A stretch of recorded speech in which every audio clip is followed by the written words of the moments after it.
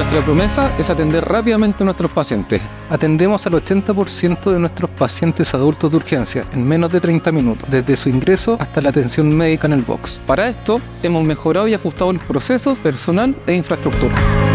Gracias al crecimiento constante de estos últimos 2 años, hemos sumado nuevas salas de espera, nuevas tecnologías para aportar el servicio, lo que nos permite tratar todo tipo de patologías y emergencias.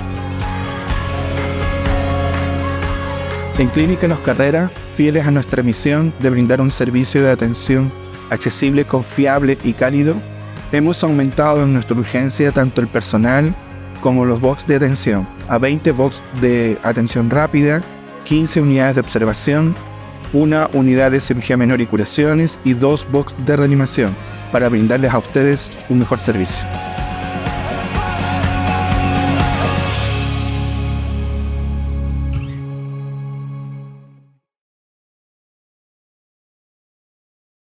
Bien, ya estamos en condiciones no solo de saludar a ustedes quienes sintonizan nuestro canal Quinta Visión Televisión, sino que además tu local TVL, programa que va de lunes a viernes en edición estreno a las 19:30 horas y en donde nos aprovechamos muy bien de nuestros invitados, sí, en el mejor sentido de la expresión, por supuesto.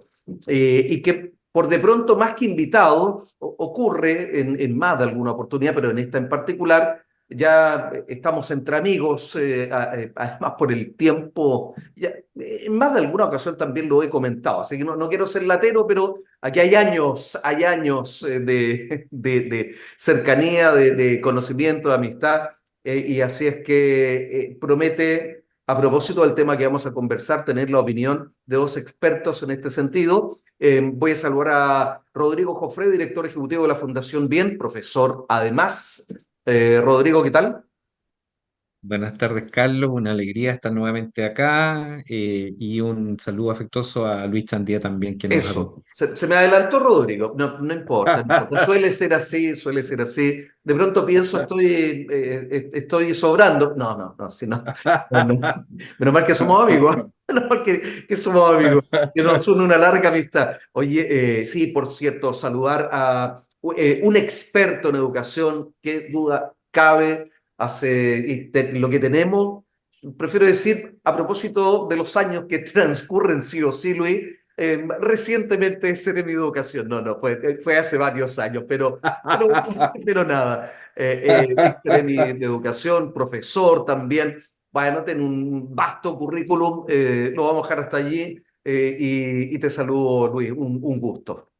Muchas gracias, Carlos. Un agrado estar contigo y con Rodrigo, con quien también tenemos lazos muy comunes y muy cercanos. No, y hay que decir que nos reunimos en alguna oportunidad para extender la conversación fuera de la pantalla.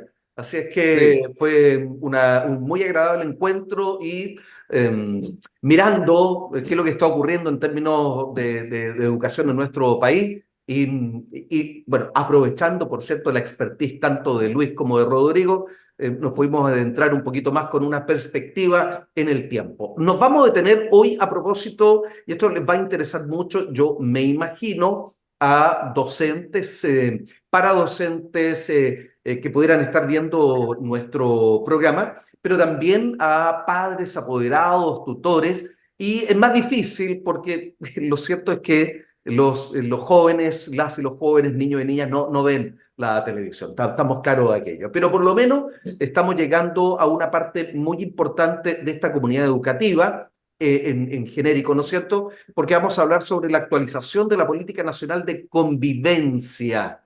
Después de 2 años, el Ministerio de Educación presentó la actualización de esta Política Nacional de Convivencia Educativa, compuesta por un documento central y 12 cartillas que abordan este tema. Y bueno, hemos convocado, ¿no es cierto?, a 2 expertos con el propósito que nos den sus impresiones y las principales modificaciones a las que ha sido sometida esta política y qué de beneficioso tiene aquello, algo así como un antes y un después. ¿Podemos hacer eso, Rodrigo, o no? Es un tanto pretencioso hacerlo en tan corto Bueno, pero tiempo, están ustedes, pero pues. Pero quizás también para quienes nos están viendo en televisión, decirles que esta Política Nacional de Convivencia 2024 no es algo nuevo. En rigor, la política de convivencia tiene más de 20 años, ha tenido 4 actualizaciones y es, digámoslo así, un marco orientador para que los equipos educativos trabajen, es una guía fundamental. En particular, esta política de convivencia 2024 está ligada con el plan de reactivación educativa post-COVID. Es decir, muchas cosas sucedieron después del COVID, ¿no es cierto? Entre ellas la misma pandemia, después el alejamiento de los estudiantes, de los profesores de las aulas, estar encerrados en sus casas, ¿no es cierto? Y después la complicación que surgió naturalmente con el regreso al aula, el regreso a la presencialidad. Por lo tanto, esta política se hace también eco de un tema que es muy importante, que tiene que ver no solamente con convivencia, sino que también con salud mental. Ese te podría decir yo que es como el marco general de lo que significa y va a significar para el próximo periodo Hasta el 30, esta política. sí, hasta el Exacto, 2030. Luis, ¿cuáles son tus hasta el primeras 2030. impresiones? Muy de acuerdo con lo que plantea Rodrigo. Creo que en esta oportunidad el Ministerio de Educación consagra la convivencia escolar en nivel superior.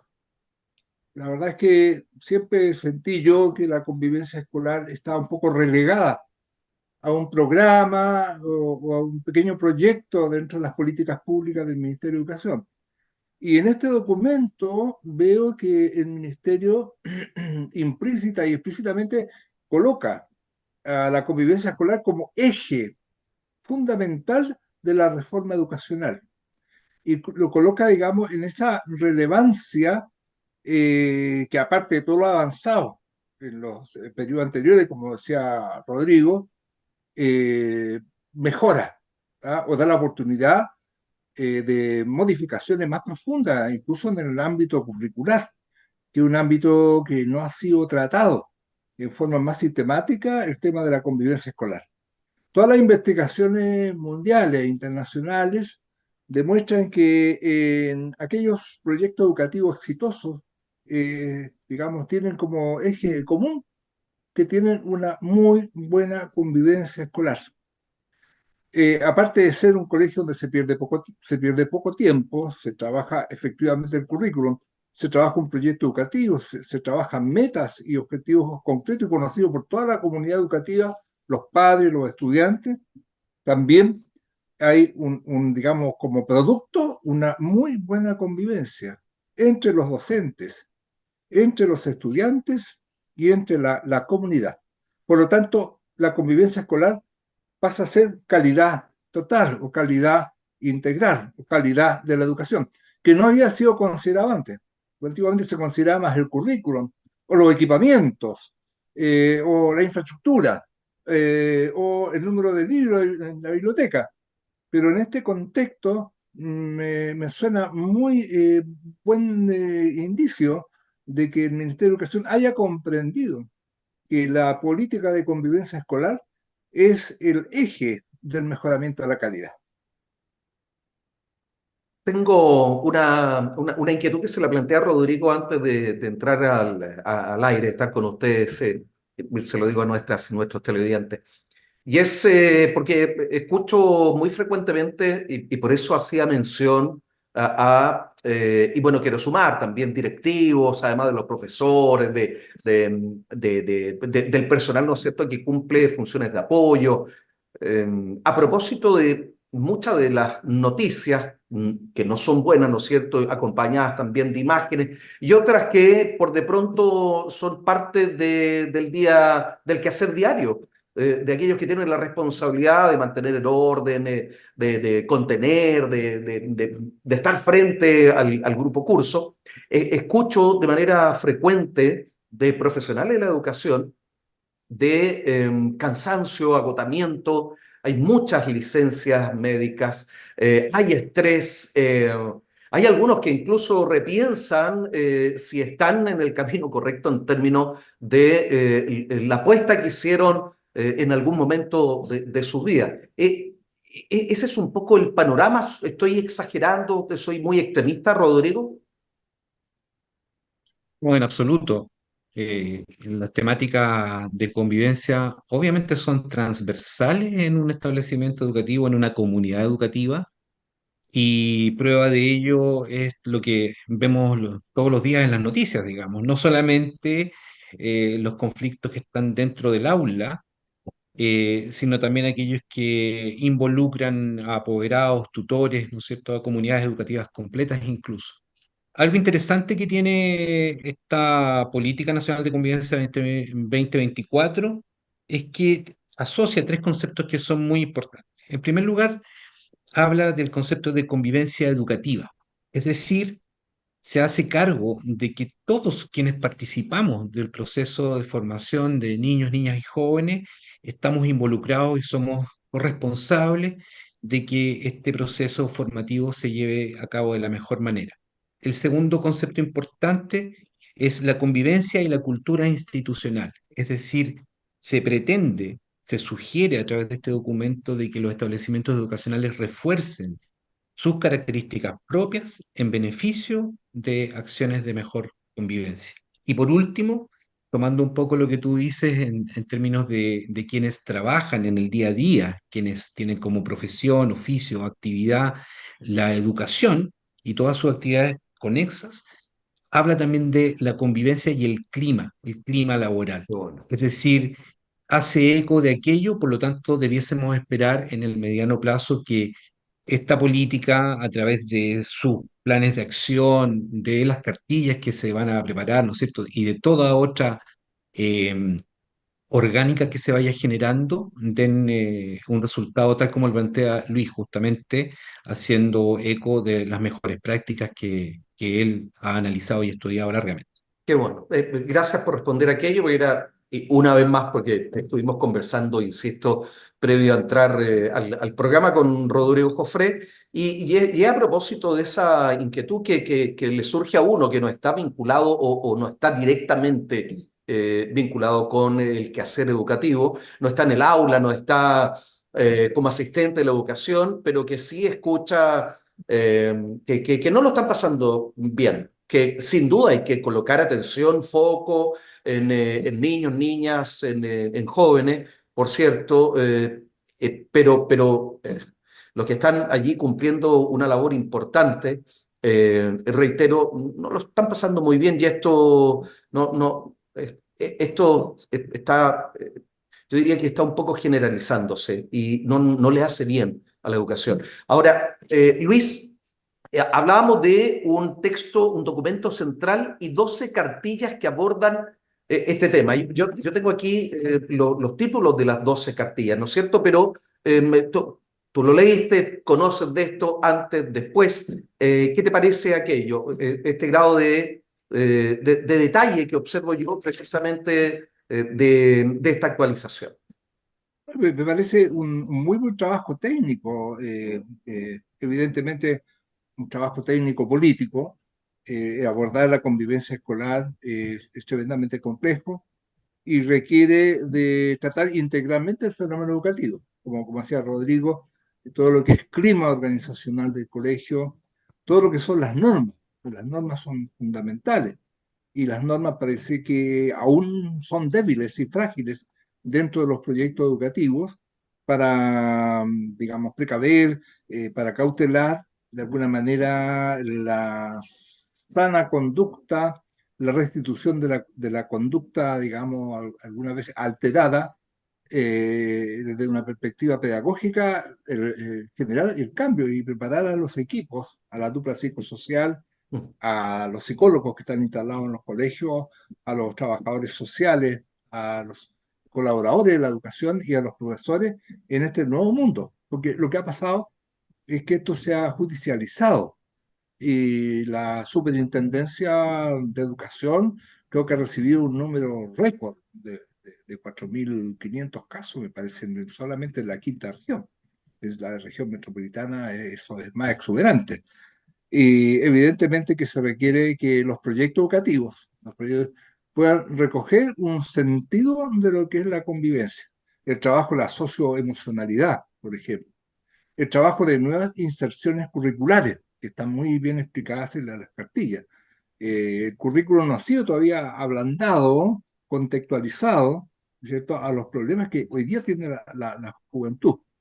Y también, evidentemente, todos los otros aspectos nuevos, las tecnologías, por ejemplo, las redes, que escapan al control de la escuela y de los profesores, pero que hacen mucho daño. Que hemos Una niña el conversado año también aquí en el pasado programa. se suicidó, una niña en Santiago, en un colegio de alto nivel. El bullying escolar también es un tema necesario de abordar. Yo veo que los profesores están dispuestos. He escuchado impresiones hoy día a directores de escuela que visité y ven con mucha, digamos, buena voluntad nueva política pública del ministerio. Ahora, evidentemente que es más trabajo, es una sobrecarga y tampoco hay recursos extraordinarios para ejecutar estas políticas, lo que podría ser una debilidad. Yo creo que debiera el ministerio pensar también en una subvención complementaria, porque al colegio le está cayendo el TEA, le está cayendo el tema de convivencia, el tema de toda la cuestión socioemocional de los niños y niñas, que es sumamente importante, pero con los mismos recursos. Entonces yo creo que para que tuviera éxito esto, el ministerio debiera complementar, y eso no está tan claro en el marco legal de la nueva política. Sí. Y con un desgastado personal también, que ha tenido que Sí. aguantar y resistir durante mucho tiempo a la espera, ¿por qué no?, también de esta actualización de este 2022 de la política 24, digo, de esta política nacional. Se habla de nuevos modelos de autoridad, Rodrigo. ¿Qué significa aquello? Perdón, y para quienes puedan no conocer, ¿qué es un proyecto educativo? El proyecto educativo es el corazón, en mi opinión, de un establecimiento educacional. Refleja en profundidad lo que ese equipo, no solamente de docentes, sino que también esa comunidad quiere o espera respecto de aquellos estudiantes que van a egresar alguna vez. Por lo tanto, recoge no solamente la misión, la visión, recoge algo tremendamente importante también que son los sellos. En particular, nosotros como Fundación Bien trabajamos fuertemente con establecimientos educacionales para que ellos revitalicen, reconozcan sus sellos y los trabajen al extremo después de que sean reflejados en las mismas planificaciones de los docentes. Por lo Perdón, tanto, perdón, y a propósito de esos sellos, disculpa Rodrigo, son más, por de pronto pueden ser una declaratoria y en la práctica, en la acción, pueden no estarse cumpliendo, porque se dice que son importantes aquellos, efectivamente, ¿sí? efectivamente, esto es una conversación bastante antigua que hemos tenido respecto de la importancia de los sellos y de su vivencia, en definitiva. Por lo tanto, cuando estamos hablando ahora de convivencia de esta nueva política, claramente hay muchos establecimientos educacionales que tienen como sello, por ejemplo, la buena convivencia, Ah, ya. la cultura democrática. Por lo tanto, aquí se entregan algunas herramientas interesantes que van a, sin duda, a impactar en la educación, esperamos nosotros, en los próximos años, claramente. Ok, perdón, le voy a traspasar la otra pregunta a Luis. Luis, se habla de estos nuevos modelos de autoridad. Sí, lo mismo, perdón. Este nuevo modelo de autoridad evidentemente tiene que ver con un cambio cultural más profundo del sistema educacional. El sistema educacional chileno y quizá en Occidente nace con un autoritarismo muy poderoso. Nace con los conceptos y teorías del conductismo más duro de Jean Piaget, bueno, y de los grandes precursores, Taylor, por ejemplo, y las taxonomías, digamos, que rigieron la educación occidental y, por qué no decir, global, con un fuerte acento represivo de profesores. Bueno, ese modelo, ese proyecto educativo tiene luces y sombras. De alguna manera generó también una generación muy disciplinada, una generación muy amante del conocimiento y no tan solo consciente de sus derechos, sino que de sus deberes. Y en ese contexto, yo creo que este nuevo modelo, bueno, requiere mucho espacio todavía y tiempo para poder evaluar, que el paradigma, digamos, del constructivismo, que es el paradigma de la relatividad del conocimiento y de la construcción del conocimiento a partir de las comunidades y a partir del saber de los propios estudiantes, con una fuerte participación de los estudiantes en la construcción de las normas, con una fuerte participación de los estudiantes en la construcción del conocimiento a partir de las herramientas modernas que tiene el siglo XXI, en el cual exigen los estudiantes un mayor protagonismo y una mayor creatividad, digamos, en el trabajo pedagógico. En ese sentido también es válido para los profesores. Normalmente los consejos profesores siempre fueron dirigidos muy autoritariamente por el rector del colegio, bajo un modelo, digamos, de administración funcional y positiva, y en este concepto, digamos, nuevo, se requiere una mayor participación cualitativa de los profesores, de su experiencia, de su trabajo, porque los profesores evidentemente han hecho un gran esfuerzo con las herramientas que tienen, pero no es suficiente. Y bueno, eso también va a demandar una reforma en las universidades, en las facultades de educación, en lo que significa la formación de docentes, que está muy de capa caída acá en la región. Yo sí que la Universidad de Playa Ancha, por ejemplo, tuvo muy pocos estudiantes en primer año en pedagogía, otras universidades tradicionales también, ¿ah? Por lo tanto, se requiere también una fuerte inyección no solamente de recursos, sino que de un nuevo paradigma pedagógico formativo en las universidades y a los SLEP también, que todavía la gente no sabe cómo pueden funcionar. ¿Ah? Los colegios particulares sí tienen una mayor libertad de poder construir, yo creo, esta nueva concepto de autoridad. Ok. Pero no es fácil, ¿ah? Y va a requerir mucha capacitación, mucho perfeccionamiento. Sin duda. Recursos. Es un hombre que sabe. Aquí falta una patita. Así que, bien, ojalá que otros estén escuchando y que puedan tomar decisiones respecto de esto también. Rodrigo, nos queda un minuto para cada uno para ir cerrando el programa. Sí, solamente respecto de esta nueva forma de poder, digamos, tal como tú lo planteabas recién, no es que yo haya evadido la pregunta, pero No, había no, un no, tema no. No, importante quería respecto a los compartirla sellos ahí también. y decirte que este documento, volviendo al sentido, este documento destaca y refuerza el concepto democrático que debe tener el proceso educativo.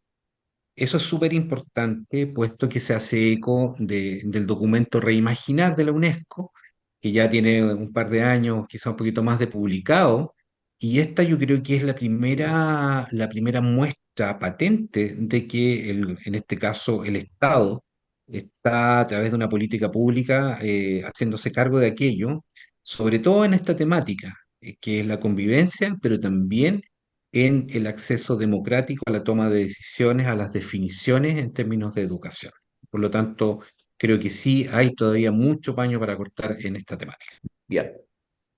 Nos demoramos un poco, siempre me dice que hace 2 años está el documento, el Reimaginar, ¿no es cierto?, de la UNESCO. Nos demoramos un poco para hacer estas actualizaciones. Deberíamos de haberlo hecho un poquitito más rápido. Yo creo que sí, yo creo que sí. Evidentemente los procesos en educación son muy lentos, ¿ah? La educación es lo más conservador en el sistema social, antropológico y sociológico. Es lo más difícil de cambiar. Los chinos dicen que cambiar su sistema educacional requirió unos 100 años, hacer una reforma. Nosotros a veces la hacemos en 4 años, ¿ah? En todo caso, siempre hay insatisfacción y los procesos culturales evidentemente son muy complejos. Y respecto al mismo tema de la autoridad, yo creo que el llamado a los estudiantes y profesores a construir el proyecto educativo. Normalmente el proyecto educativo ha sido administrado y ejecutado por los directivos de un colegio o por los sostenedores, los propietarios de un colegio. Pero en este llamado que dice Rodrigo, es la posibilidad de sumar el intelecto de los jóvenes, el deseo, el anhelo de los jóvenes de los padres, familias, de los profesores en construir ese proyecto educativo. Hablamos de los sellos, pero muchas veces los sellos son impuestos a los estudiantes. Y yo creo que el desafío de esta reforma es sumar a los estudiantes a este nuevo paradigma del constructivismo, de la participación, de la construcción del conocimiento y todas las posibilidades maravillosas que está presentando el siglo XXI en materia de tecnología, por ejemplo, de establecer foros, diálogos y de un trabajo más colaborativo en los colegios. Aún impera el autoritarismo en un grado muy superlativo. Bienvenida a esta nueva educación. Luis, hoy día me hizo volver al pasado. Estudié en el Instituto Nacional, yo ahí en Santiago, así que en algunos volví, recordé algunos momentos de autoridad, ¿cierto? Por decirlo poco. Y quién no, y quién no. Sí. Así es que, ¿cuántos de nosotros pasamos por probablemente muchos de estos momentos en nuestra vida de jóvenes? Rodrigo, Luis, como siempre, nos estamos encontrando aquí en el programa en cualquier momento. Gracias por haber estado hoy día.